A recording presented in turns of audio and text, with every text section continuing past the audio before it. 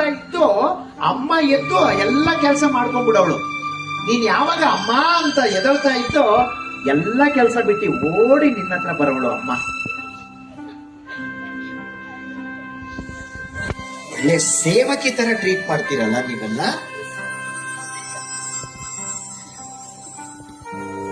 ಅದೃಷ್ಟ ಮಾಡಿದವ್ರು ಮಾತ್ರ ಅಮ್ಮ ಅಪ್ಪ ಇಬ್ರು ಜೊತೆಲಿ ಮನೇಲಿ ಸಿಗೋದು.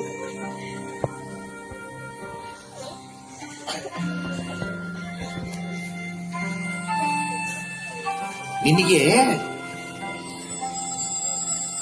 ಚಿಕ್ಕ ವಯಸ್ಸಲ್ಲಿದ್ದಾಗ ನಿನಗೆ ಜ್ಞಾಪಕನೇ ಇಲ್ಲ. ನಿನಗೆಲ್ಲ ಸ್ನಾನ ಮಾಡಿಸಿ,